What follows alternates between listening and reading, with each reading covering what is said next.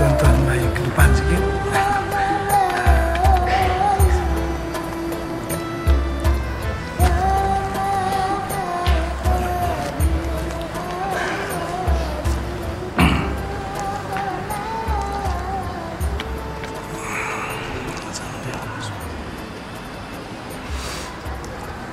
Assalamualaikum warahmatullahi wabarakatuh.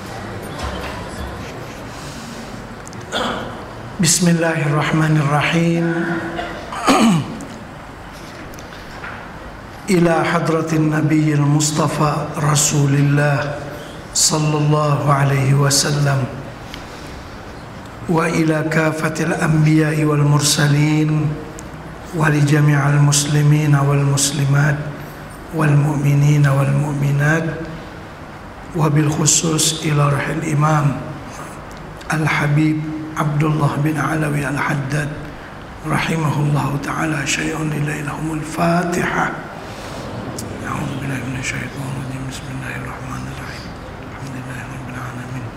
Arrahmanir rahim. Maliki yaumiddin. Iyyaka na'budu wa iyyaka nasta'in. Shiratal mustaqim. Shiratal ladzina an'amta 'alaihim ghairil maghdubi 'alaihim waladdallin. Bismillahirrahmanirrahim. Alhamdulillahi rabbil alamin. Nahmaduhu wa nasta'inuhu wa nastahdihi wa nastarshiduhu wa nu'minu bihi wa natawakkalu alayhi wa na'udzu bihi min shururi anfusina wa min sayyiati a'malina.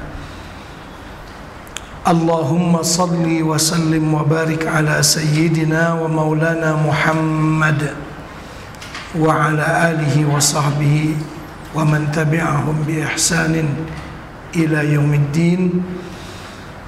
Subhanaka la ilma lana illa ma 'allamtana innaka antal alimul hakim. Rabbi shrah li sadri wa yassir li amri wahlul 'uqdatam min lisani yafqahu qawli. Bismillahi ma sya'allah la quwwata illa billahi ma sya'allah. Al-khairu kulluhu biyadillah ma sya'allah. Kullu ni'matin minallahi ma sya'allah. La yasrifu su'a illallah. Amma ba'd. Alhamdulillah, pada malam ini dapat kita bersama-sama menyambung pengajian bulanan kita. Dan pada bulan yang lalu telah kita mulakan menghuraikan hizib ataupun ratib Al-Haddad. Kalau tak silap saya sampai muka surat 81 ya. Di atas sekali kah? Ya Dzal Jalali wal Ikram. Baik, ratib Al-Haddad ini seperti apa yang kita sudah perkenalkan, ayat-ayat Al-Quran dan juga doa-doa yang warid daripada Rasulullah sallallahu alaihi wasallam, dan juga doa-doa yang dikarang oleh ulama yang arifin, ulama yang mengetahui ilmu Islam dengan cara mendalam. Karena kita boleh berdoa dengan doa yang warid dalam Al-Quran atau dalam hadis Nabi, ataupun doa daripada orang-orang yang pandai meminta. Kita boleh baca sama, kita boleh ikut. Walaupun ada pendapat mengatakan doa ni macam tak boleh diolah-olah lah. Tapi sebenarnya asalkan maknanya lurus, maknanya baik, dan orang yang meminta atau orang yang mengerti, kita yang tak mengerti ini boleh tumpang kepada doa-doa para alim ulama. Baik. Seterusnya beliau menyebutkan ya zal jalali wal ikram. Wahai Tuhan yang memiliki segala kebesaran dan kemuliaan. Memang Dzul Jalali wal Ikram salah satu di antara Al-Asmaul Husna. Ya Dzal Jalali wal Ikram, wahai Tuhan yang memiliki segala kebesaran dan kemuliaan, amitna ala dinil Islam, matikanlah kami atas berpegang teguh kepada agama Islam. Ini permohonan kepada Allah supaya nantinya di saat kita akan dimatikan oleh Allah Subhanahu wa taala, kita memohon supaya kita dimatikan dalam keadaan berpegang teguh atas agama Islam. Ini dibaca 7 kali. Untuk lebih mantap lagi ya, 7 kali dibaca. Karena wafat dengan berpegang teguh kepada agama Islam, inilah yang dicita-cita oleh para aulia Allah, para ulama. Kenapa? Karena mereka itu ialah orang-orang yang baik. Para ulama ini orang yang mengetahui bagaimana ganjaran-ganjaran Allah dalam syurga. Jadi mereka ini bimbang tercabut iman. Walaupun sebenarnya mereka orang yang mantap, tapi rasa kebimbangan itu masih wujud di hati mereka. Lainlah dengan para anbiya dan mursalin. Itu memang sudah dijamin oleh Allah pasti mati dalam keadaan husnul khatimah. Itu pasti sudah. Adapun para ulama, para aulia, para syuhada, apakan lagi kita orang awam ini, belum tentu lagi kita nak mati macam mana. Nah inilah menjadi buah fikiran mereka. Aulia-aulia Allah, orang-orang yang telah mengecap kenikmatan beriman dengan Allah di dunia ini, minta supaya ditetapkan iman sampai ke akhir hayat. Saya kira sering kita dengar tutu imam baca doa, Allahumma ahyina bil iman wa amitna bil iman wahsyurna bil iman wa adkhilnal jannata ma'al iman. Kenapa? Selain daripada para anbiya dan mursalin, kemungkinan tercabut iman itu ada. Ini yang kita takut, yang kita bimbang, dan yang mereka bimbangkan. Walaupun orang-orang tertentu telah dikonfirm oleh Nabi kita tidak tercabut imannya, pasti mati dalam keadaan beriman. Contoh Sayyidina Abu Bakar, Nabi kita bersabda, Abu Bakrin fil jannah, Umaru fil jannah, Utsmanu fil jannah, Aliun fil jannah, dan banyak lagi di kalangan sahabat. Ada 10 nama yang Nabi kita rangkaikan dalam satu hadis yang masyhur dengan al-asyrah al-mubasysyarah bil jannah. 10 orang yang confirm dipastikan masuk surga. Artinya kalau mereka confirm masuk surga, itu sudah ada jaminan dari Nabi bahwa iman mereka tidak akan tercabut. Kalau kita ini alhamdulillah sekarang beriman dan mengharapkan iman itu tetap sampai ke mati, sampai setelah mati, sampai dalam surga bersama dengan keimanan.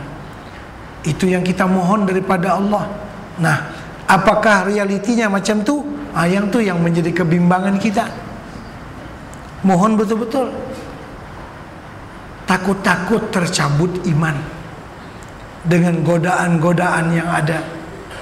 Nah, Nabi kita bersabda, orang di akhir zaman kadang-kadang di waktu pagi masih beriman, di waktu petang iman dia dah hilang lah. Atau sebaliknya, di waktu petang macam ni masih beriman, pagi besok dah hilang dah iman dia. Godaan satu malam, satu hari boleh mencabut keimanan. Ini godaan di akhir zaman. Karena godaan tu luar biasa dahsyatnya. Luar biasa. Kalau zaman dulu seorang laki-laki yang nak tengok aurat perempuan ni mengendap lah katakan, duk tengok anak dara mandi di bilik ayak macam mana? Oh susah. Nak kena horong nyamuk dululah, nak kena silap-silap orang pukul lah pula dia. Pasal apa? Mengendap anak dara, nak tengok aurat. Hari ini tak gaduh lah, pakai macam ni ya, tek tek tek tek tek, boleh tengok. Nak zoom tang mana pula boleh, ya kan? Hak mata tak nampak, boleh pakai spek mata. Ni cara Tok Wan tengok TV. Hari itu dia kata, kita terpaksa nak kena beli televisyen ni, budak-budak payah. Kita tak beli, dia serang rumah jiran. Dia pergi kedai lah, tengok TV dia, di mana ada ni lah, kedai makan, ada TV, ada televisyen kan, situ. Supaya anak-anak senang duduk di rumah, gagah kita beli satu lah. Supaya senang anak-anak kita tak kacau anak bini orang. Tapi kenyataannya pukul 11 budak-budak dah tidur dah, pak duk tengok lagi. Anilah kata, dijual nama budak-budak, kata nak tengok. Padahalnya yang tua lah. Kadang-kadang pula ni, saya duk pegang sampai mata ni, dia tengok televisyen, gosok cermin nak bagi clear paha lagi sikit. Clear.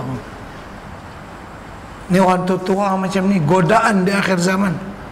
Hak muda-muda jangan kata apa, anak muda jangan kata apa, orang tua pun gosok cermin mata nak bagi nampak clear paha dia lagi sikit. Godaan di akhir zaman. Kalau kita duduk dalam bilik satu hari dengan internet, dengan apa astro, apa dengan apa semua-semua, Allahu Akbar, confirm sembahyang tidak akan khusyuk.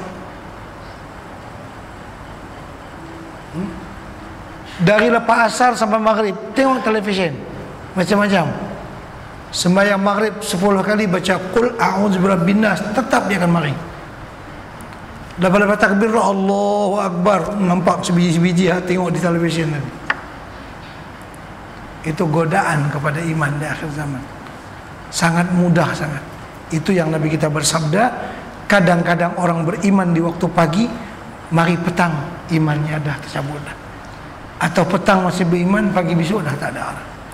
Godaan luar biasa di akhir zaman. Kalau dulu-dulu ni susah, nak tengok benda-benda macam tu susah. Sekarang ni benda boleh hidup, bergeraklah.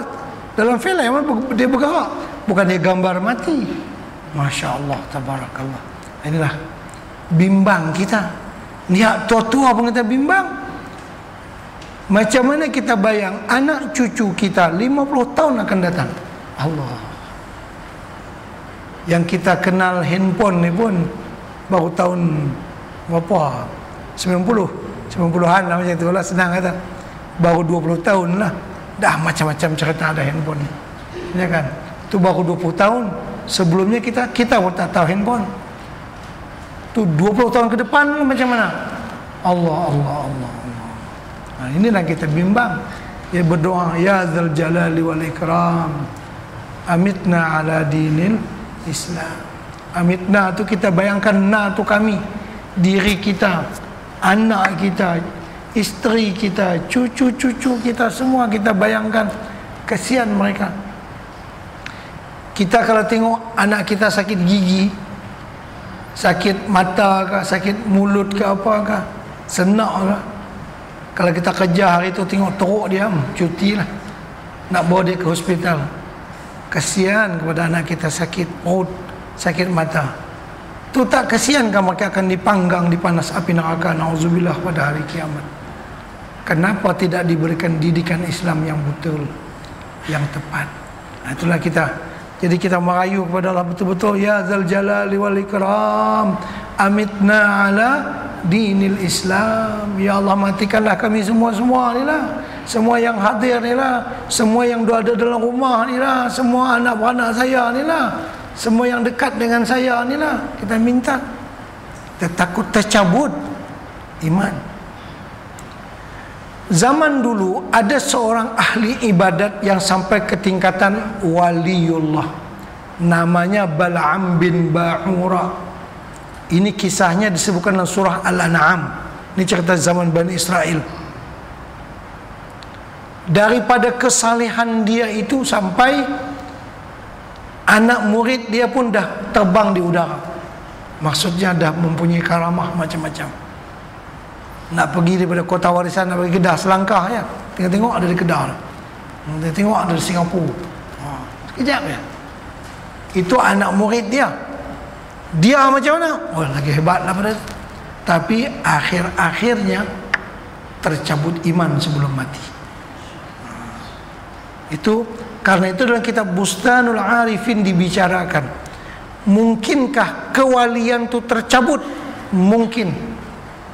Kalau kenabian tidak. Kalau kerasulan tidak. Rasul dia tak boleh berhenti jadi rasul.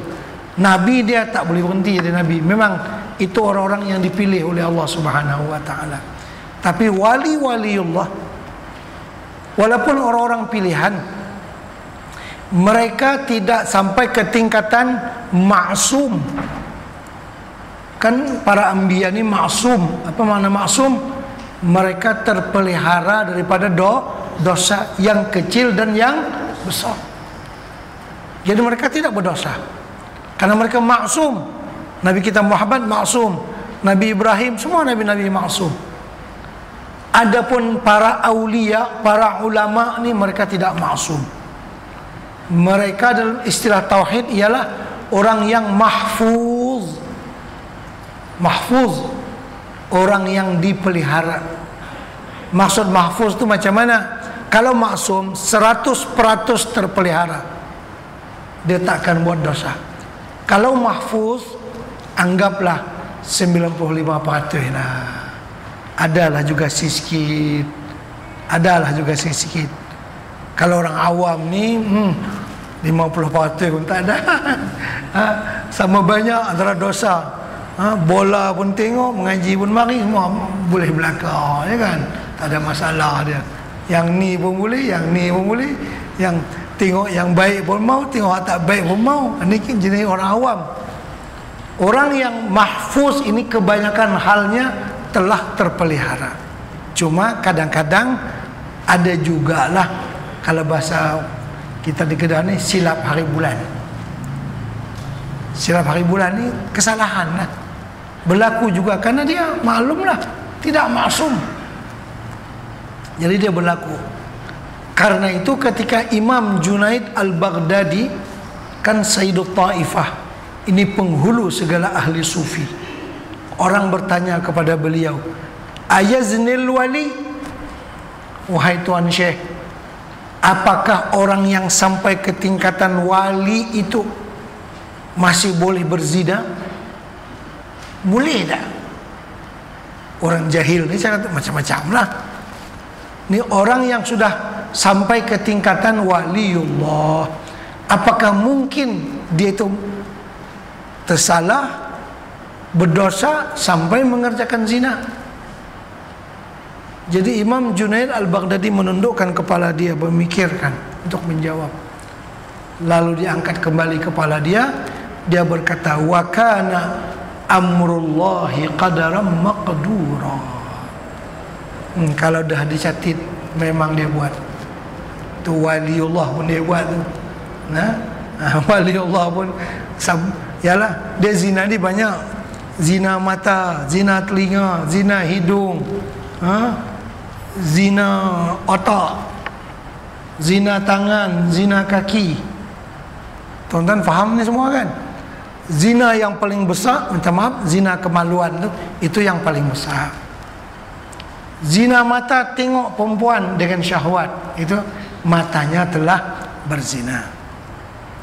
Zina telinga, dia bercakap dengan perempuan tu dengan macam orang dua lelaki bini lah. Kalau dulu ni dia pakai telefon awam, masa handphone tak ada lagi kan. Dia telefon daripada Kuala Lumpur pergi Johor, telefon dengan kekasih dia lah. Allah, lama kita nak tunggu telefon sat saja. Tapi puak ni telefon yang berasmara ni, saat-saat dia marah, saat-saat dia gelak ketawa macam-macam lah kan. Tapi dia pun pandai, dia berbudi 10 sen je. Macam mana tahu cara dulu ni? Telefon awam tu, dia ada cara dia. Kita bubur 10 sen, cakap 2 patah habis dah. Dia ni pun curi sama. Ada bubur telefon awam tu, dia buat 10 sen je. Dia cakap kali 15 minit. Boleh dengan ni lah kekasih dia, apa susah dia marah. Kita duduk tunggu di belakang ni, masa handphone tak ada lagi kan. Allah, dia jadi telinga dia sedang berzina. Pasal dia bercakap dengan merayu dengan ni, dengan kekasih dia. Itu mana zina telinga. Zina mata tadi tengok. Zina hidung, kita duduk dalam bas, masuk seorang perempuan, masuk Allah, semerbak dia punya apa namanya, pakai minyak wangi apa, ya kan. Satu bas orang berzina dengan dia. Tapi yang berzina tu apa? Hidung lah kan, cium bau dia. Kalau orang perempuan kan dilarang keluar rumah pakai minyak wangi. Kalau untuk suami dia yang tu elok sangat-sangat lah. Kadang untuk suami tak pakai minyak wangi, nak keluar baru nak pakai minyak wangi, ya kan. Zina tangan, menyentuh, macam-macam lagi lah. Semua. Zina otak. Bagaimana otak dia berzina? Otak dia berzina, dalam kitab fiqh disebutkan. Ni minta maaf, kita bahas hukum, ya. Zina otak ni begini. Dia memang sekarang bersama dengan istrinya, bersetubuh dengan isteri dia. Tapi dalam kepala dia duk khayal yang dia sedang gauli ni artis yang cantik tu. Dia betul lah dengan isteri, tak apalah. Tapi dia doa ni zina otak lah, otak dia berzina. Memikirkan sesuatu yang tak halal dia buat. Tak boleh kan dia fikir untuk, jadi otak dia memikirkan sesuatu yang dia tak boleh buat. Dia tak boleh buat dengan artis yang cantik tu, walaupun dia sedang dengan isterinya. Tapi dia duk bayang benda lain, bermakna otak dia dah berzina. Itu dia. Zina kemaluan tu, yang tu zina yang paling besar lah maknanya. Baik. Ini luar biasa di akhir zaman. Cabaran untuk ini luar biasa. Macam-macam lah. Jadi bagaimana kita nak bertahan dengan iman, nak bertahan dengan akidah kita. Masya Allah, tabarakallah, bimbang kita, ya kan, bimbang kita. Dan hari ini seperti apa yang kita maklum semua lah, hampir lah kot, saya tak kata 100%, hampir tiap buah rumah kita ada televisyen. Hampir lah. Bukan saya nak apa-apa, saya cerita. Saya ada pondok di Kedah, ada pondok di Banjar, 3 buah, semua tak ada televisyen. Tak ada, saya tahu. Pasal yalah, maklumlah, kita tengoklah, Masya Allah, tabarakallah, tak maulah. Maksud tak mau tu tak mau dengan program dia lah. Televisyen kadang ada masa tertentu nak buka berita tertentu, atau kita letak di dewan, tak apalah, ramai-ramai tengok itu, ya kan. Ni kadang-kadang orang ada televisyen ni 2 depa dia punya layar tu lebar, Masya Allah. Dalam bilik tu besar, Masya Allah. Saya ada punya kawan, dia penceramah, dikenalilah. Dia kata dia tunjuk ke kita bagaimana cara menghitung jumlah keluarga di akhir zaman. Kalau keluarga tu suami isteri, anak 3, Berapa orang semua? Ni suami isteri. Anak berapa? 3. Jumlah keluarga tu berapa? 5. Baik. Kalau suami isteri, anak 5, berapa pula? Inilah matematik yang silap. Saya kata, silap pasal apa pula? Suami isteri 2, anak 3, berapa? 5 kan? Suami isteri 2, anak 5, berapa? 7. Kata tak betul. Tak betul cara bilang keluarga. Bila suami isteri 2 orang, anak 3, jumlah keluarga tu 6. Hai. Matematik macam mana pula? Ni 2 campur 3, 5 lah kan? Dia kata tak betul, 5. Yang betul berapa? 6. Suami isteri 2, anak 5, berapa? Berapa? Suami isteri, anak 5, berapa? Tak betul 7, kena kira berapa? 8. Pelik juga dia kata. Pasal apa? Kena kira anggota keluarga yang paling berperanan hari ini di rumah kita, iaitulah televisi. Kau nu kena kira 1. Bukan nak kira 1, jangan tak kira. Dia cakap banyak. Ni tuan-tuan malam ni main mengaji di surau. Anak di rumah. Tadi cerita Tok Wan bodoh gosok apa? Tu sebab saya pula. Buka kunci rumah. Buka pintu. Buka lampu. Lepas tu buka apa? Televisi. Jadi anggota keluarga yang sangat perlu. Kadang-kadang abah ni 2 hari tak ada, orang tak tanya. Anak tak tanya abah mana? Televisi rosak sehari. Waduh, budak-budak macam mana ni, kita tak tahu apa. Tu dia. Abah 2 hari tak ada, dia tak cari. Televisi rosak sehari, pada kalut dah. Ustaz sendiri, bukan kata yang tak ustaz tu lagi lagut. Ustaz nak cari satu masa, ustaz tu hari-hari bersyarah. Dan saya lah mengajak. Belum tentu lagi yang kita duk bersyarah ke orang ni boleh bagi masa ke anak bini kita bersyarah setengah jam dalam seminggu. Ada tak himpun anak bini buat program kuliah subuh ke apa ke? Ni ustaz. Yang tak ustaz ni jangan kata apa lah. Tapi televisi berapa jam dia bercakap? Dialah yang jadi ustaz di rumah kita. Ya kan? Dia yang didik minda anak-anak kita, minda isteri kita, dia bercakap. Dia bercakap habai itu adalah pagi kuliah subuh. Budak-budak tak jaga lagi. Itulah dia. Bila masa ni, Masya Allah, Tabarakallah. Jadi kawan saya tu dia punya kata betul, matematik dia betul lah.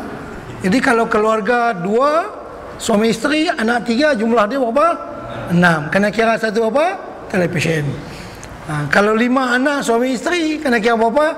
8. Seorang lagi siapa? Televisi. Pasal apa? Dia anggota keluarga yang paling berperanan di rumah, yang bersyarah. Ya kan? Macam ustaz sendiri pun tak bersyarah sampai sekian jam sehari kepada anak-anak dia. Tapi kau nu cakap, yang tak pakai tudung yang Allah macam-macam lah, tak payah cerita lah dalam masjid. Jadi macam mana untuk 20 tahun yang akan datang? Bimbang kita tu, kita bimbang tu. Jadi ya Allah, ya Zal Jalali wal Ikram, amitna ala dinil Islam. Ya Allah, matikanlah kami nanti pada waktunya berpegang teguh dengan agama Islam. Yang tu kita nak. Pasal perkara tercabut iman ni tak ada guna lah apapun. Jadi manusia yang paling kaya, jadi manusia yang paling tinggi pangkatnya di dunia, kalau mati tak ada iman, tak ada apa. Buat susah hidup, buat susah. Kalau mati tak ada iman lah, dalam kubur lagi dah mula diseksa oleh Allah Subhanahu wa taala. Di padang mahsyar, jangan bayang dalam api neraka macam mana. Karena itu kebimbangan, kewaspadaan, kekhawatiran kita mesti kepada diri kita dan juga kepada anak cucu kita, keluarga kita. Ya Allah, matikanlah kami semua dalam keadaan beriman. Itu yang dibaca dalam ratib Al-Haddad. Ya Zal Jalali wal Ikram, amitna ala dinil Islam. Ya Qawiyyu ya Matin, ikfi syarraz zalimin. Wahai Tuhan yang maha kuat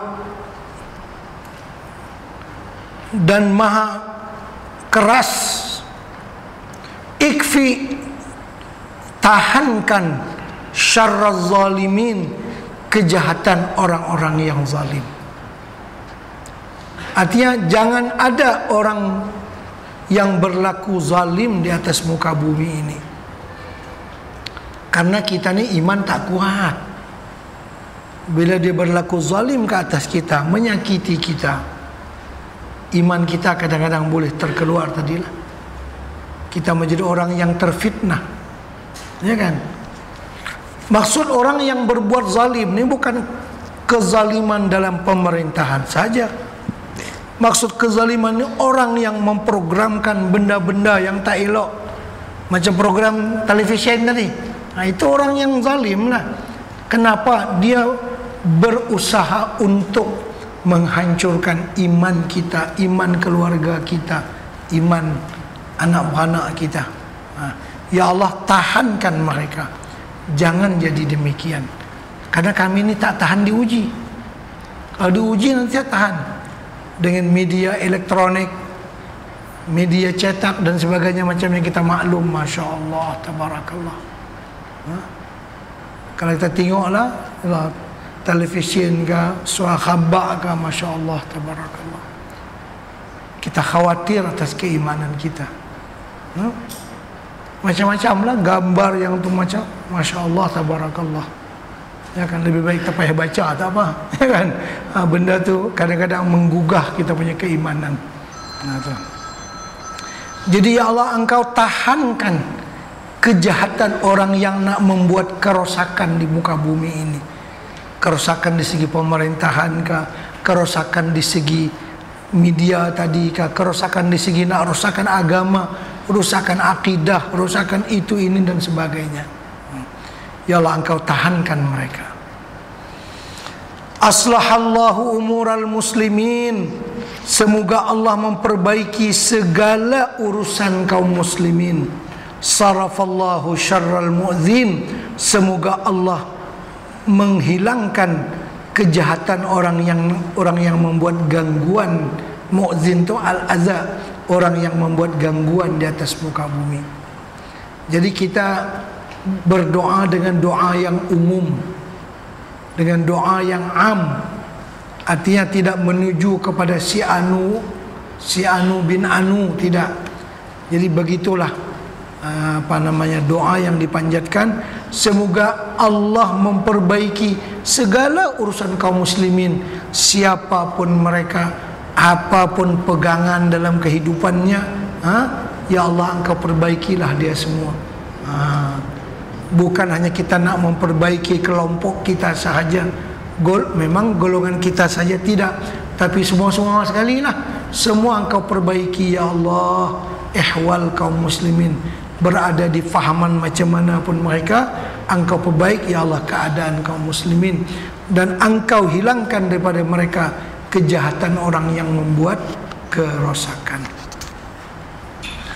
Ya Aliyu ya Kabir, ya Alimu ya Qadir, ya Sami'u ya Basir, ya Latif ya Khabir. Ini dalam munajat kita ya.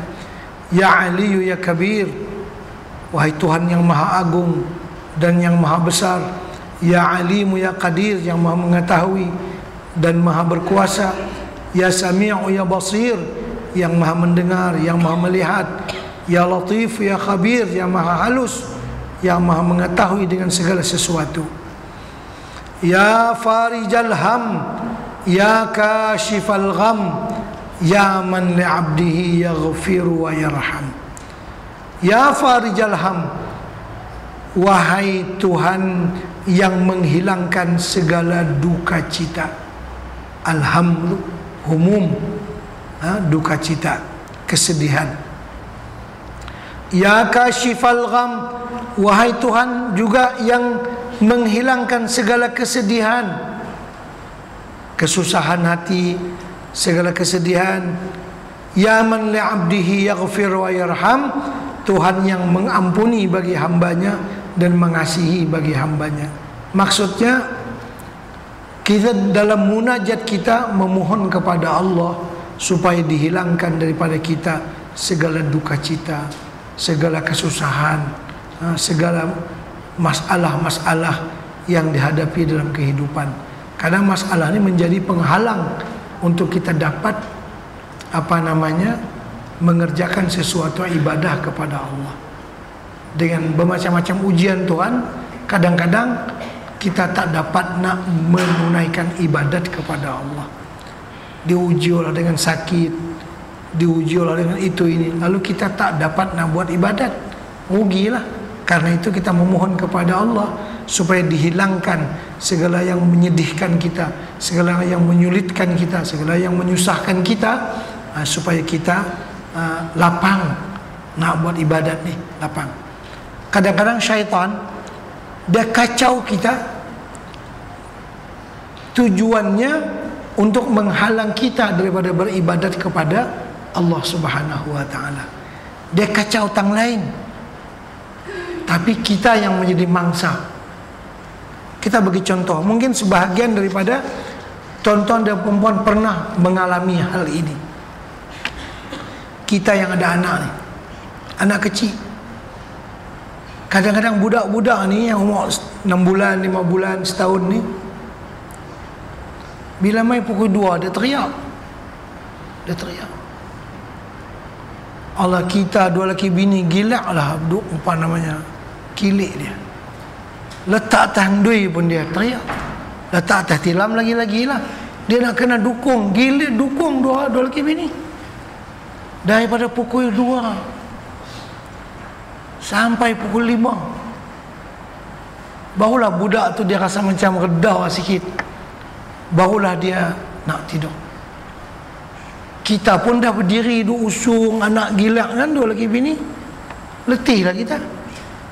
Bila pukul 5 budak tu reda, budak tu pun lena lah, kita pun lena.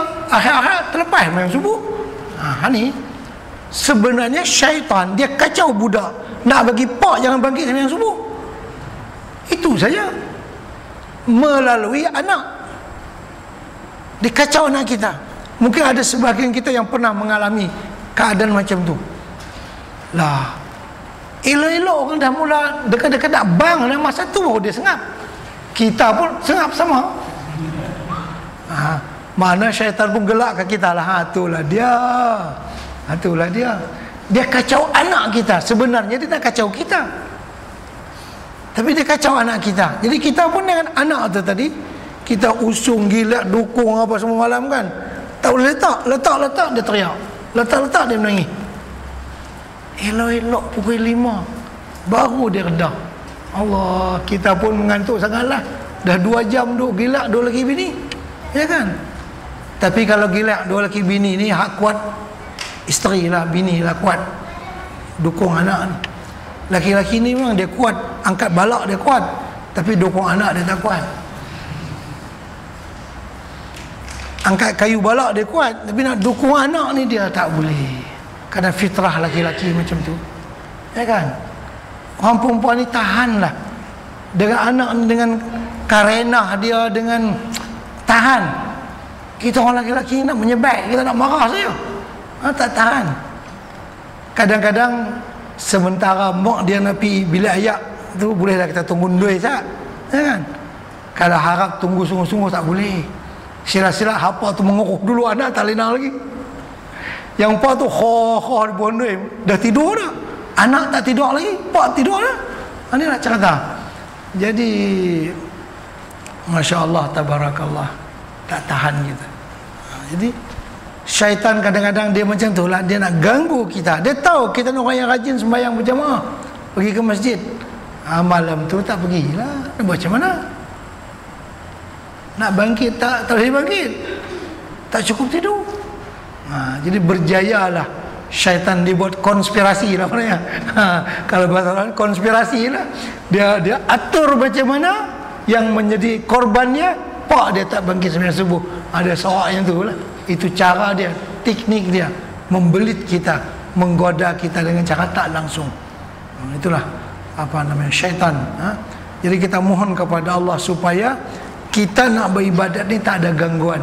Ya farijal ham, ya kashifal gham, ya man li'abdihi yaghfir wa yarham. Wahai Tuhan yang menghilangkan segala duka cita, segala kesedihan, orang yang mengampuni dan menyayangi bagi hambanya, hilangkan daripada kami segala kesusahan kami, segala kesedihan kami. Karena kesusahan dan kesedihan ni dia ikut dia yang tu lah. Kita jadi tak terkendala nak buat ibadat kepada Allah Subhanahu wa ta'ala. Baik. Astaghfirullah rabbal baraya, astaghfirullah minal khataya. Kita minta ampun kepada Allah Rabbal baraya, Tuhan sekalian makhluk. Astaghfirullah minal khataya, minta ampun kepada Allah daripada segala kesalahan. Kemudian baca la ilaha illallah 50 kali. Dalam kaifiat ijazah yang saya ambil daripada guru saya, 50 kali ini baca 2 kali la ilaha illallah itu sekali bernafas. Jadi la ilaha illallah, la ilaha illallah, la ilaha illallah, la ilaha illallah, la ilaha illallah, la ilaha illallah. Itu kaifiat baca dia. Dia ada kaifiat bacanya, ada sentuhan tertentu. Itu dari mana? Bukan daripada hadis Nabi, tidak. Itu daripada pengalaman rohaniah para alim ulama. Ya. Kan dalam kaifiat zikir ni, dia tak ada lah hadis Nabi kata zikir macam tu, tak ada.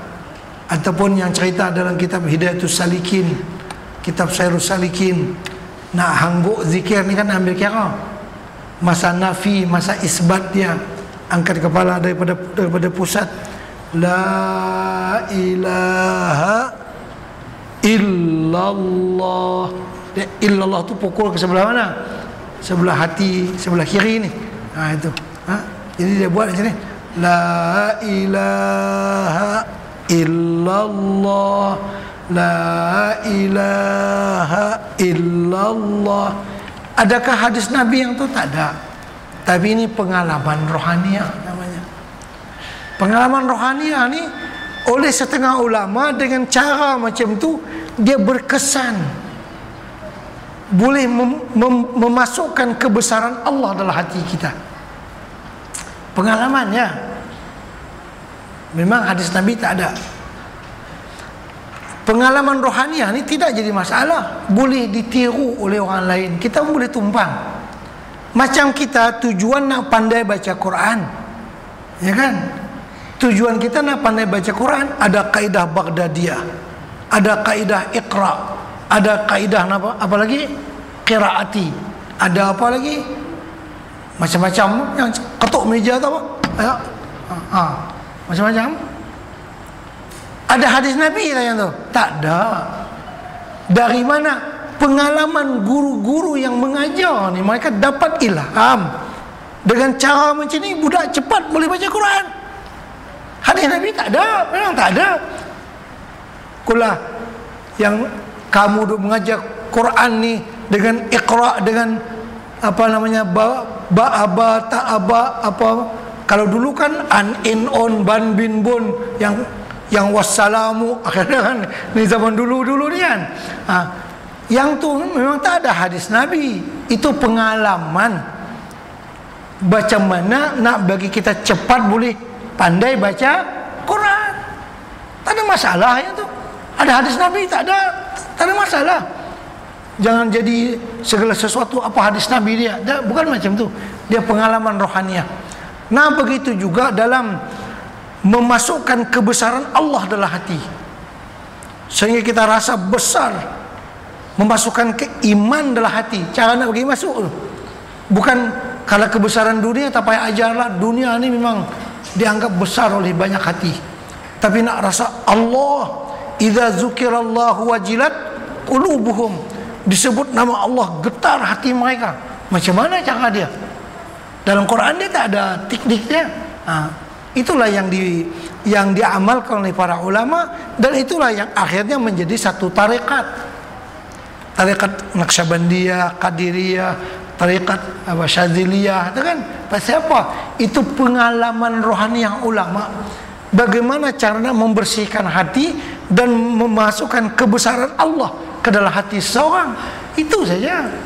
Memang kalau hadis Nabi tak ada lah yang tu. Cuma itu pengalaman tu bukan kan seperti pengalaman kaidah Baghdadiyah, pengalaman qiraati, pengalaman tujuannya nak bagi boleh baca Quran.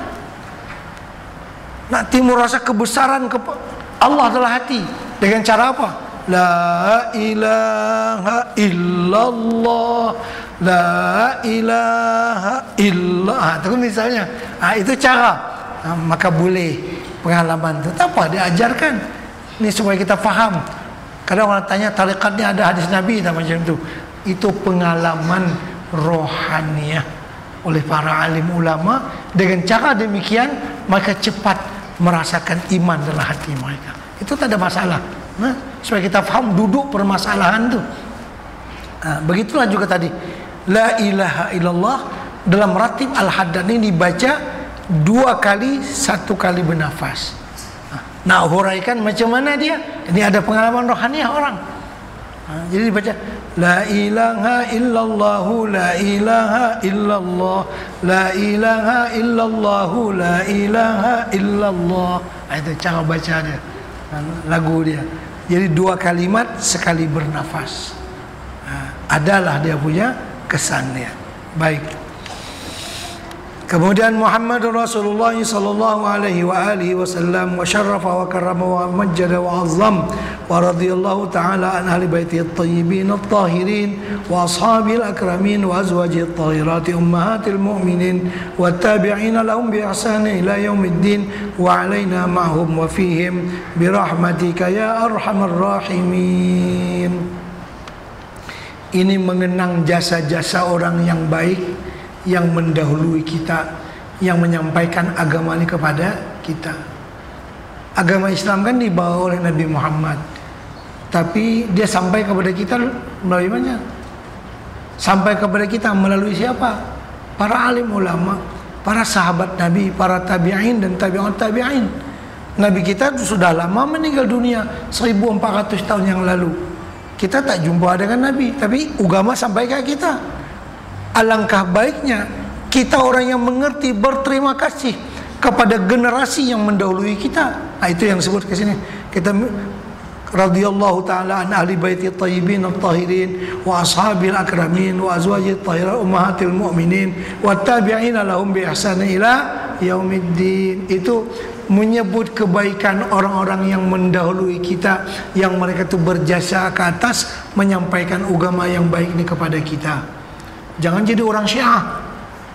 Orang Syiah dimaki apa yang menyampaikan agama, dimaki Abu Bakar, maki Umar, Utsman. Masya Allah, patut kena berterima kasih kepada mereka. Agama yang kita tahu ni melalui mereka itulah, melalui sahabat Nabi, melalui tabi'in, tabi'ut tabi'in, para ulama salafus salih, turun temurun.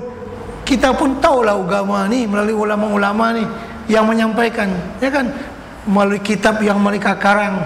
Kalau hari ini dengan macam-macam alat media elektronik lah. Zaman dulu dengan kitab yang dikarang oleh para alim ulama dan sebagainya, sampai akhirnya agama Islam kepada kita. Terima kasihlah kepada maksudnya kan ini yang kita baca ini, semoga Allah meridai mereka itu seluruhnya. Baik. Seterusnya bismillahirrahmanirrahim. Qul huwallahu ahad, Allahus samad, lam yalid wa lam yulad wa lam yakul lahu kufuwan ahad. Berapa kali dibaca? 3 kali. Kita dah maklum 3 kali baca qul huwallah dapat pahala seperti mengkhatamkan Al-Quran. Ini saban hari khatam Quran. Tiap lepas maghrib khatam Quran. Baca apa? Qul huwallahu ahad berapa kali? 3 kali. Tak apalah. Memang ada hadis Nabi demikian. Bismillahirrahmanirrahim. Qul a'udzu birabbil falaq min syarri ma khalaq wa min syarri ghasiqin idza waqab wa min syarri naffasati fil 'uqad wa min syarri hasidin idza hasad. Sini kita berhenti sedikit. Qul a'udzu birabbil falaq. Katakanlah wahai Muhammad, aku berlindung dengan Tuhan yang mempunyai falaknya, artinya kegelapan, pertukaran cahaya siang dan malam. Min syarri ma khalaq, dari kejahatan apa yang dicipta oleh Tuhan. Kadang-kadang dia bila dah gelap dia operasi lah, cerah dia berhenti, ya kan? Kelawak ke apa ke, kupu-kupu ke apa semua. Puak Nur dia tunggu malamnya, malam dia bekerja, siang pakai tidur belakang, ya kan? Jadi ada orang yang bila gelap malam menyalahgunakan gelap malam ini untuk buat jahat, macam pencuri apa semua kan. Tapi lah ni tak kira siang pun dia mari, ya kan? Tapi malam lagi orang tak nampak, ya kan? Wa min syarri ghasiqin idza waqab, tu daripada kejahatan malam apabila sudah gelap.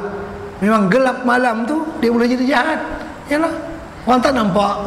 Apakala zaman dulu elektrik tak ada, jalan bukan nampak, penjahat ni boleh lalu lah. Kalau zaman lah kita suluh dia kan, kok mana pun masih banyak juga pencuri lagi. Jadi wa min syarri ghasiqin idza waqab, daripada kejahatan malam bila sudah gelap. Jadi kegelapan malam tu banyak orang yang menanti gelapnya malam untuk buat kejahatan. Kalau aulia Allah menunggu malam nak buat ibadat. Bila malam ni artinya syahdulah bagi aulia Allah, nak baca Quran, nak munajat kepada Allah. Orang yang nak buat jahat pun beroperasi jugalah.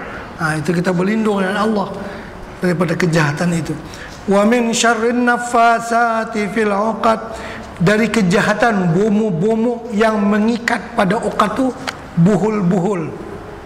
Dia buat apa namanya? Dia sihir orang, tu push, dia tiup benda ni. Kan apa namanya ni? Benang dia buat apa, pintai adalah dengan bantuan syaitan, dengan bantuan jin. Tu kita berlindung min syarrin nafas, kejar orang yang meniup fil 'uqad, pada buhul-buhul. Ni benda ni dia buat, nanti dia tanam depan rumah kita, ya kan? Sihir ni, ya kan? Orang kita Melayu pun kuat sihir. Kadang-kadang orang asli pun kalah. Orang asli kalah. Siam pun kadang-kadang kalah. Ni budaya sihir ni orang kita kuat tu. Orang bersidang di mahkamah yang dia duk apa, jampi buah pokok kayu tu, macam-macam lah. Nak dapatkan tindak pun ada bekar kemenyan apa semua tu. Macam-macam kita banyak. Dulu ada cerita, ni cerita di Fatani. Ada seorang bumu itu, bumu Siam, bukan bumu Islam ni, hak Siam, hak Buddha lah.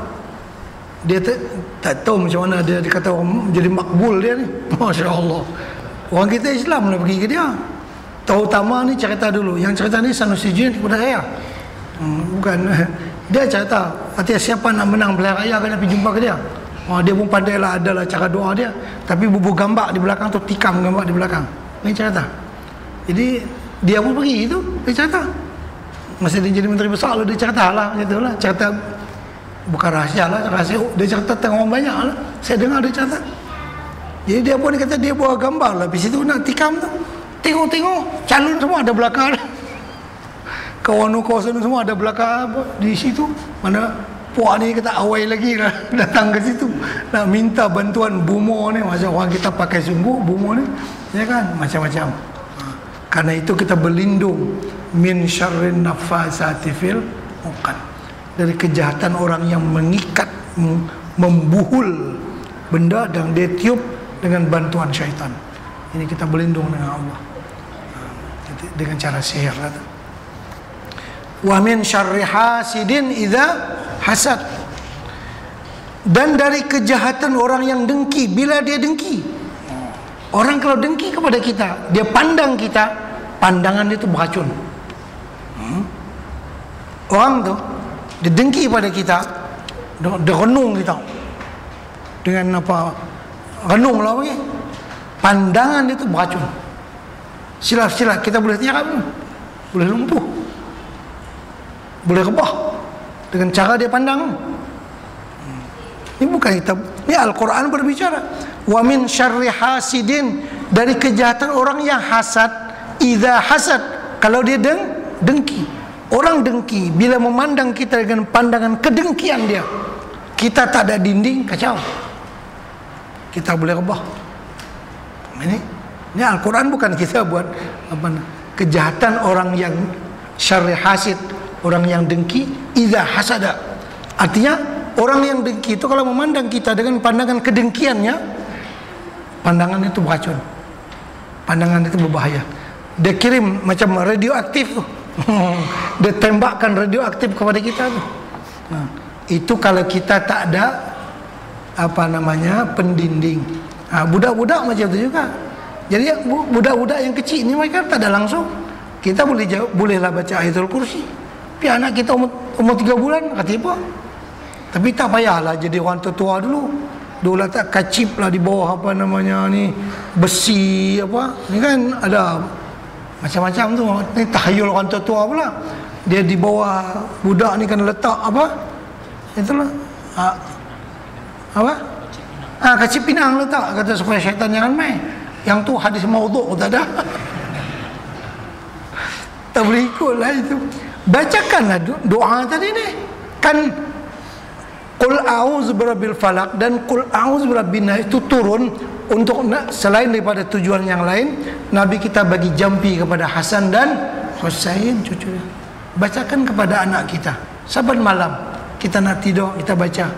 Baca ini tak ada, yalah bukan nak jadi apa, kita baca tiga qul. Qul huwallahu ahad, Qul a'udzu birabbil falaq, Qul a'udzu birabbin nas. Kita tiuplah kepada anak kita, masing-masing kita buat supaya anak kita jangan diganggu oleh makhluk yang halus.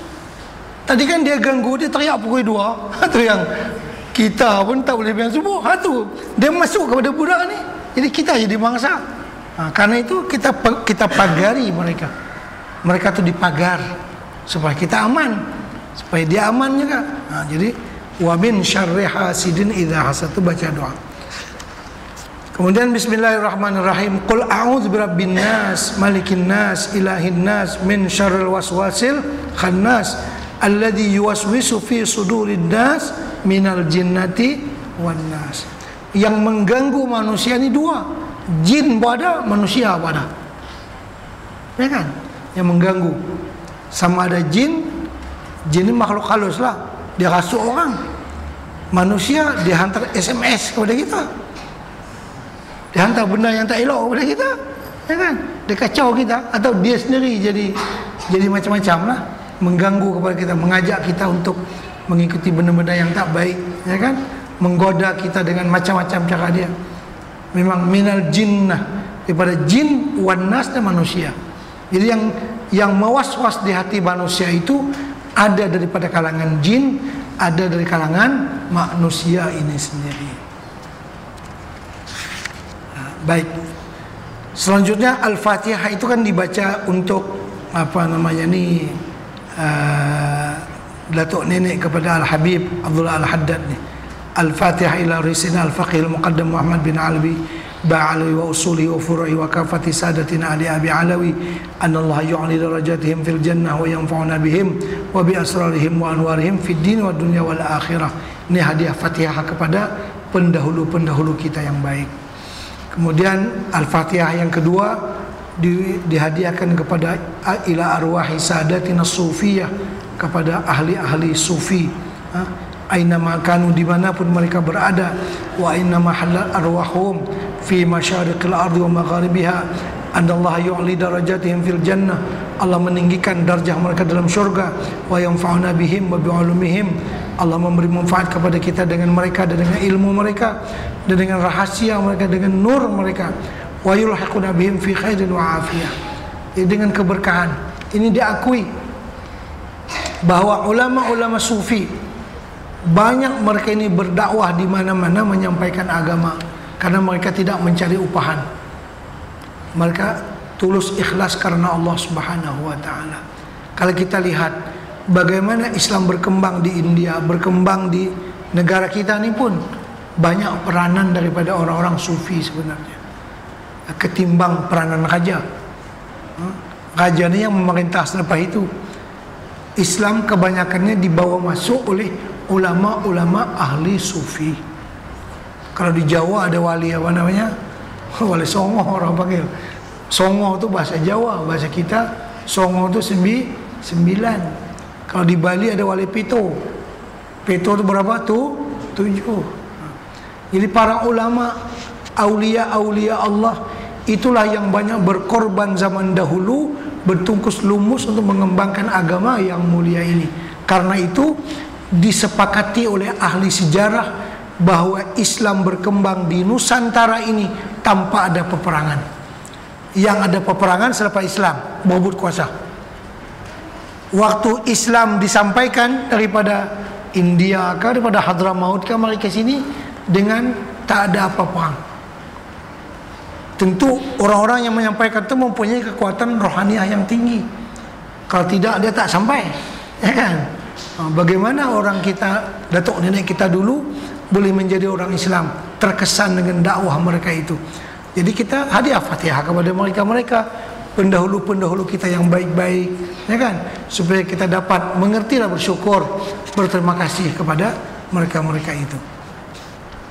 Kemudian Fatihah yang berikutnya untuk Sahibir Ratib Qutbil Irsyad wa Ghausil Ibadi wal Bilad Al-Habib Abdullah bin Alawi Al-Haddad. Ini yang menghimpunkan risalah ini, yang menghimpunkan ratib ini, Habib Abdullah Al-Haddad. Wa usulihi wa furu'i anallah yu'li darajatihim fil jannah wa yanfa'una bihim wa bi asrarihim wa anwarihim wa barakatihim fid din wad dunya wal akhirah. Kita hadiah pahala Fatihah untuk dia. Berikut hadiah Fatihah untuk kita dan kemaslahatan kita. Al-Fatihata lana walakum ya hadirun. Untuk kita semua, wa walidina wa walidikum, orang tua kita, orang tua kamu, dan seluruh hamba Allah yang saleh, dan seluruh muslimin, muslimat, mu'minin, mu'minat. Itu kita beri kiriman bacaan surah Al-Fatihah kepada mereka. Kemudian dilanjutkan dengan doa. Ini doa Allah seperti apa yang terbantu pada muka surat 87. Alhamdulillahirabbil alamin hamdan yuwafi ni'amahu wa yukafi'u mazidah. Allahumma salli ala sayyidina Muhammad wa ahli baitihi wa sahbihi wa sallim.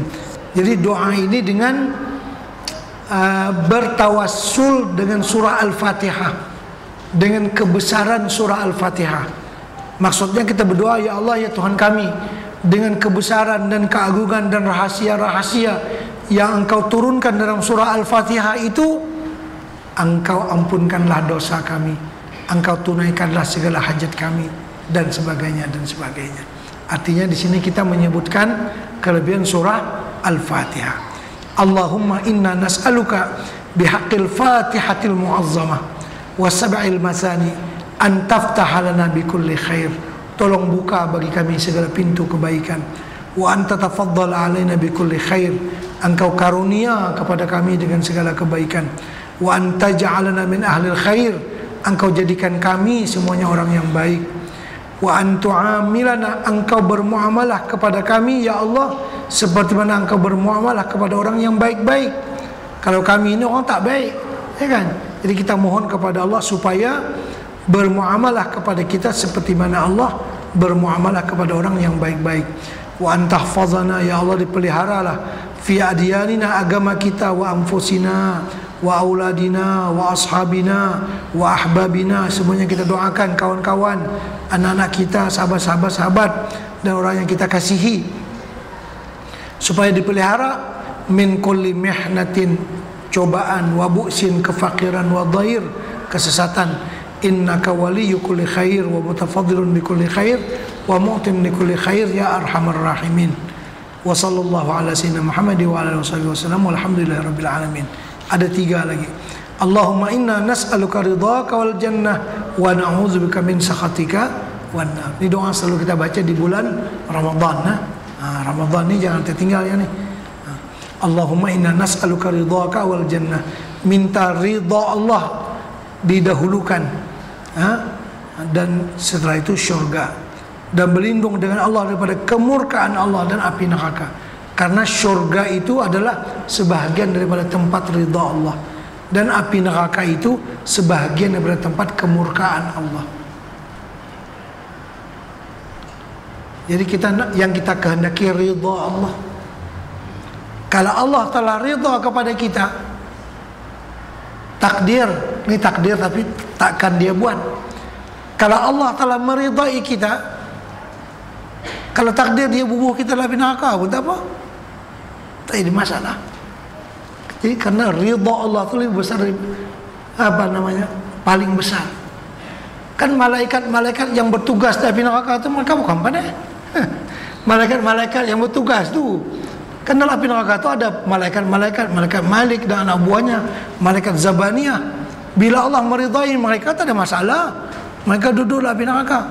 Tapi bila Allah telah meridai kita, sudah tentu diletak kita dalam syurga. Itu memang dah macam tu. Tapi bahasa orang yang ikhlas, orang yang tinggi ikhlasnya macam itulah. Dia nakkan ridha Allah. Lepas tu ikut suka Allah letak tamanah pun tak apa. Dia lagu tu. Tapi bila sudah Allah meridai, takkan diletakkan di mana? Dalam api neraka. Pasti dalam syurganya.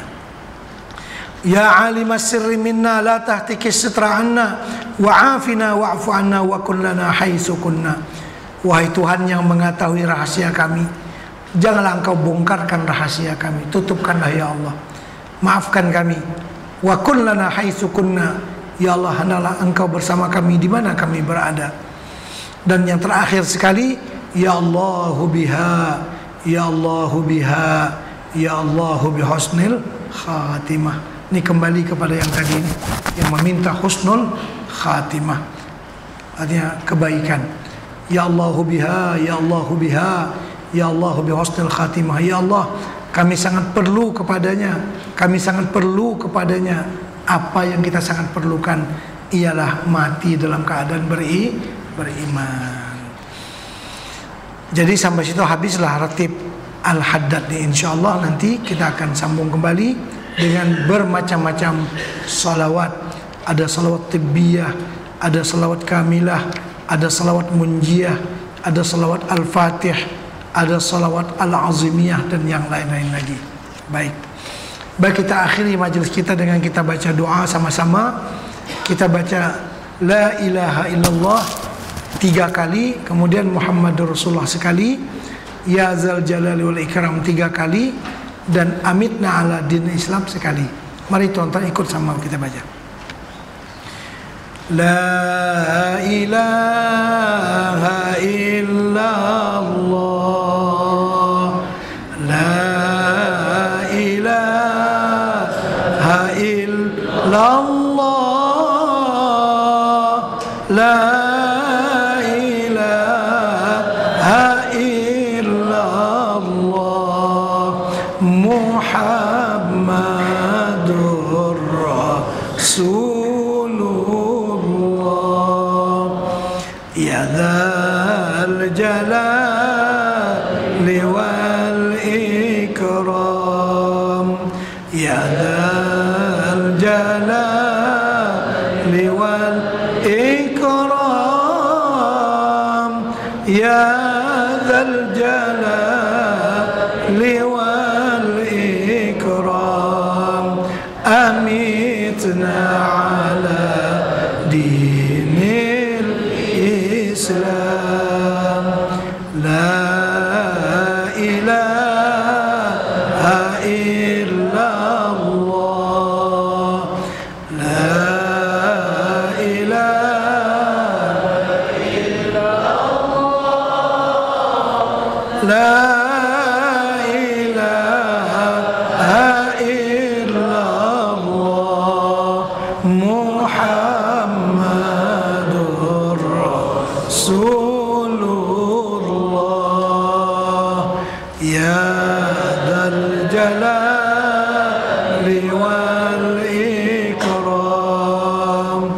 Ya Dzal Jalali wal Ikram,